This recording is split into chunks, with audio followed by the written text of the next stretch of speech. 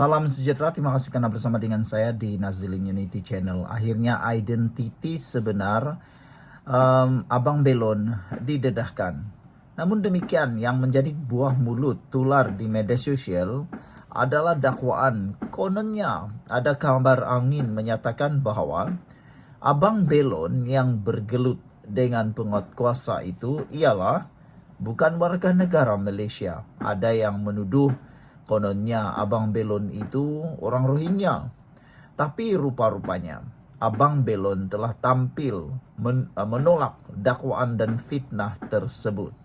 Identiti sebenar Abang Belon ini akhirnya diketahui dan telah pun mengaku. Abang Belon mengaku dia bukanlah seperti yang dinyatakan oleh pemfitnah tersebut. Kabar angin itu tak betul, kata Abang Belon, karena dia kata dia adalah warga negara. Dalam pada itu, peniaga Belon yang terbabit turut menafikan dakwaan sesetengah pihak yang menyatakan bahwa dirinya merupakan bukan warga negara. Ujar Abang Belon, dia merupakan rakyat Malaysia yang berasal daripada Jerantut Pahang, yang hanya tahu nak berniaga, yang hanya tahu dan minat berniaga selain menjadikan pekerjaan itu sebagai sumber pendapatan utama. Sekarang ini situasi saya, tulang belakang patah, katanya lagi.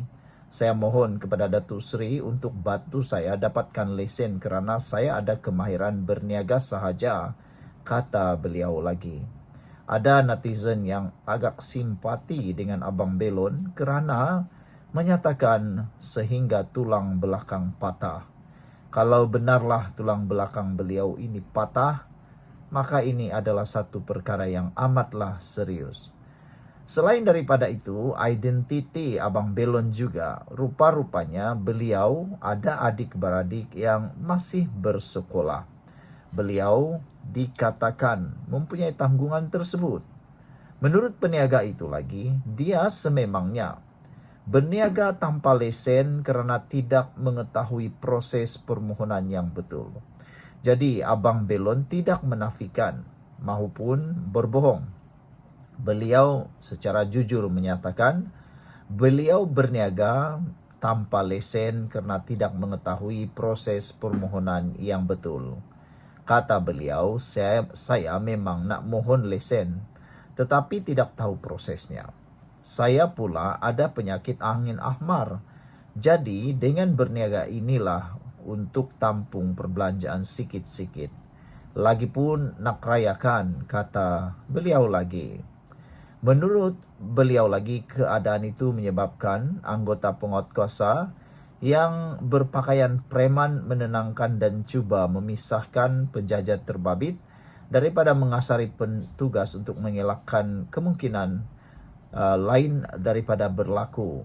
Ini kerana menurut maklumat yang kita terima menyatakan bahawa DBKL telah memberi teguran sebanyak 3 kali kepada peniaga Belon tidak berlesen itu yang didakwa dikasari petugas di Jalan Tunku Abdul Rahman TR di sini pada Jumaat. DBKL memaklumkan penjajah tersebut mula bertindak agresif dan berlaku sentuhan fizikal apabila dia menolak petugas penguatkuasa ketika teguran ketika diberikan. Namun apa yang berlaku, kata Abang Belon, dia tidak diberikan amaran 3 kali. Katanya tak betul kerana saya sendiri takut dengan mereka. Saya pula berniaga tiada lesen. Kalau saya jumpa mereka pasti barangkan rampas, katanya lagi. Jadi Abang Belon menafikan dakwaan dirinya telah menerima teguran sebanyak 3 kali daripada DBKL sebelum dikasari. Namun yang mengejutkan kita, jawapan kepada persoalan, benarkah Abang Belon adalah seorang yang bukan warga negara? Benarkah dia adalah orang Rohingya seperti yang tular? Rupa-rupanya Abang Belon sudah menafikannya dan dia menyatakan bahawa beliau adalah rakyat Malaysia yang berasal daripada Jerantut Pahang dan beliau hanya tahu dan minat berniaga selain menjadikan pekerjaan itu sebagai sumber pendapatan utama. Sekian dulu untuk kali ini, jangan lupa tinggalkan komen Anda. Salam sejahtera, terima kasih karena bersama dengan saya di Nazilin Unity Channel. Selepas insiden Abang Belon menjadi isu panas dan hangat, apa yang berlaku ialah 3 orang penguat kuasa yang terlibat dalam isu Abang Belon akhirnya direhatkan. Isu penjajah belon di BKL telah rehatkan anggota terlibat sementara siasatan selesai. Ramai netizen yang setuju dengan tindakan di BKL ini merehatkan anggota terlibat sementara siasatan selesai. Namun ada juga beberapa orang yang persoalkan. Kata mereka, benarkah anggota yang direhatkan ini tak pandai buat kerja? Ataupun anggota yang direhatkan inilah yang pandai buat kerja? Itulah persoalan yang besar yang bermain juga di dalam media sosial. Karena mereka kata begini, kebiasaannya para penguat kuasa yang bekerja dengan baik ini, banyak penjajah yang tak suka mereka karena tegas dalam mengambil tindakan. Jadi sangat subjektif untuk mengatakan mereka tak baik, karena di mata para penjajah yang tak berlesen mungkin penguat kuasa itu tidak baik atau jahat. Tapi sebaliknya dari segi pelaksanaan tugas, mereka lah yang terbaik. Jadi ada juga yang persoalkanlah tindakan merehatkan anggota terlibat itu. Namun kebanyakan netizen memuji tindakan di BKL merehatkan anggota terlibat sementara siasatan selesai. Tetapi kalau nak lihat komen daripada netizen, mereka kata pecat saja anggota terlibat, ramai netizen yang tidak setuju. Kalau mereka kata penjajah pun ada anak, ada istri yang nak dibela ataupun nak disara, bagaimana pula dengan pegawai di BKL yang turut menjalankan tugas, sekadar menjalankan tugas, yang mana mereka juga ada anak, ada istri, dan ada tanggungan. Bukankah itu tidak adil untuk terus memecat mereka, kata netizen. Jadi amatlah baik di BKL hanya merehatkan mereka. 3 anggota penguat kuasa Dewan Bandaraya Kuala Lumpur yang terlibat dalam insiden pergelutan dengan seorang penjajah belon di Jalan Tunku Abdul Rahman pada Jumaat lepas direhatkan sementara daripada tugas. Datuk Bandar Kuala Lumpur, Datuk Seri Dr. Maimunah Muhammad Sharif berkata, tindakan itu diambil bagi memberi laluan kepada siasatan dalaman di BKL serta polis Diraja Malaysia PDRM agar ia dapat dijalankan secara bebas, telus dan menyeluruh tanpa sebarang campur tangan. Dalam satu kenyataan, beliau berkata, keputusan itu juga turut dibincang bersama Menteri di Jabatan Perdana Menteri Wilayah Persekutuan, Datuk Seri Dr. Zaliha Mustafa.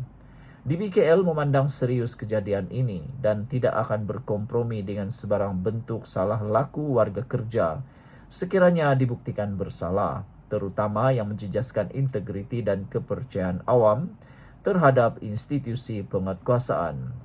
Di BKL kekal berprinsip untuk menegakkan tabir urus yang berintegriti, bertanggungjawab dan berteraskan prinsip keadilan kepada semua pihak. Sebarang keputusan akan ditentukan setelah siasatan penuh selesai, katanya. Video pergelutan antara anggota penguatkuasa itu turut tular di media sosial baru-baru ini dan mendapat berbagai reaksi orang ramai. Penjajah belon berkenan Muhammad Zaimuddin Azlan, 28 tahun, kini menerima rawatan di sebuah hospital awam. Di BKL sebelum ini berkata insiden itu berlaku susulan.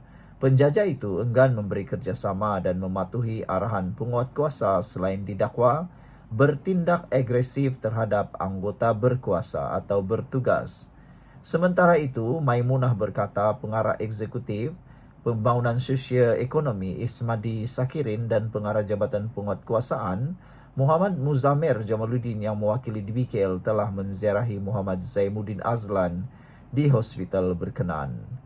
DBKL akan mempertimbangkan untuk menanggung kos rawatan Beliau sepanjang tempoh rawatan tertakluk semakan lanjut dan keperluan perubatan semasa. Kami menyeru semua pihak mengelak dari membuat spekulasi bagi membolehkan pihak bertanggung jawab menjalankan siasatan berperinci, katanya lagi. Seorang netizen daripada komen di Malaysia kini menyatakan, bukan nak timbang, mesti buat tanggung kos mangsa, katanya. Ikut undang-undang buruh, mana-mana pekerja yang sengaja mencederakan seseorang sama ada di dalam atau luar, patut dipecat serta-merta oleh majikan. Jadi lepas 3 direhatkan biasanya diberhentikan perkhidmatan pekerja, kata Nasiblah. Tapi ramai yang tak setujulah dengan tindakan memecat, karena mereka sebenarnya hanya menjalankan tugas, kata sebahagian netizen pula. Sekian untuk kali ini, jangan lupa tinggalkan komen Anda.